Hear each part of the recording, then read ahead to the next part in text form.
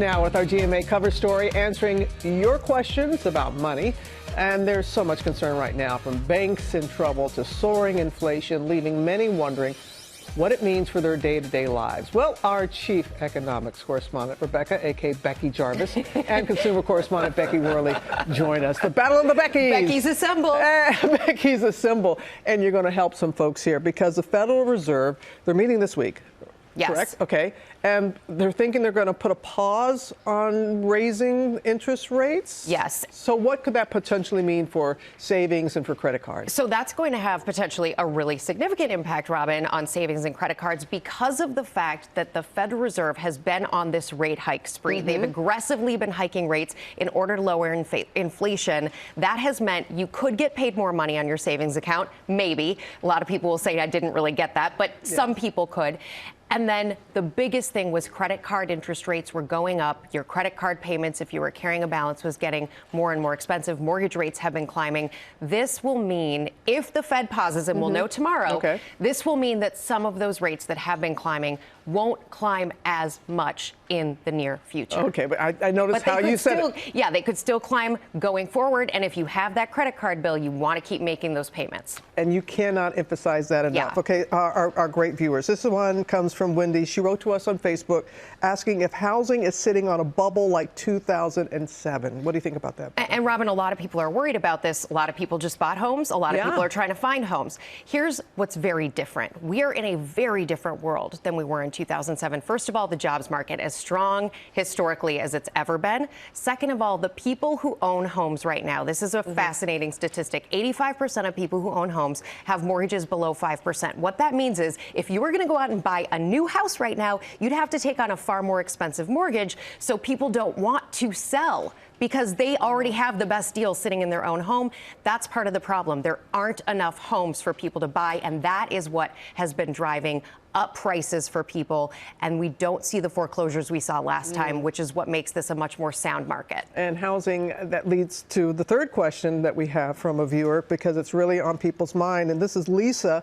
She says she's trying to buy her first home and wondering when the housing market and mortgage rates are going to improve. And didn't they just do that last week, improve a little bit? Well, they did improve a little bit, Robin, but home affordability is still really tough for people out there, especially first-time home buyers. But we have seen, again, back to that Fed, with the Fed potentially pausing and with all of the banking mess, the upside for that is that some of the mortgage rates have come down. You went from about 7.15% last week to now about 7%. So tiny, but that incremental difference can make a difference in what you pay. Ultimately, the housing market is very likely going to be in flux for some time, and you have to think about this individually. Am I going to stay in that home for 5 years? Am I staying within my budget? Those are the most important questions that anyone should be asking if they're thinking about buying a home, not just can I time this market properly? And renting is always an option, and there are great calculators at bankrate.com and realtor.com, rent versus buy. You can check the whole thing out. Okay, and if you want a car and the driveway of that new home, we go to Becky of the Second Power. And what say you, Becky, about buying a car and used cars? So many of our...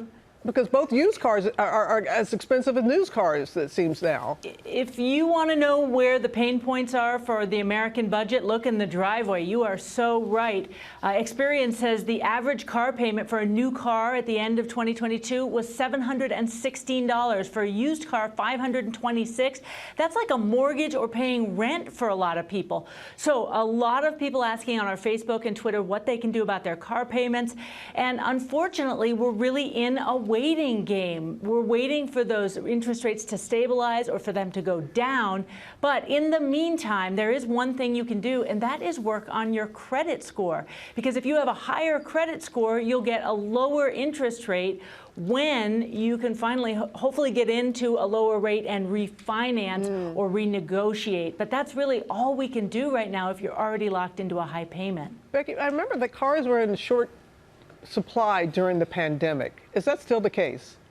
Oh boy, were they. We just had to replace our minivan. It had 130,000 miles on it. And buying a new car hurt. The supply chain is still a little bit messy, and then dealers in many high demand cars are putting a markup on top of the sticker price.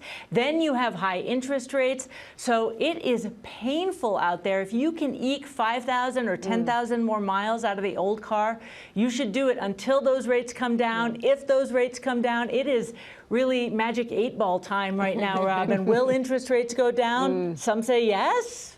I don't know. Oh, no. I'm just thinking about you in a minivan. That's a good look. I know.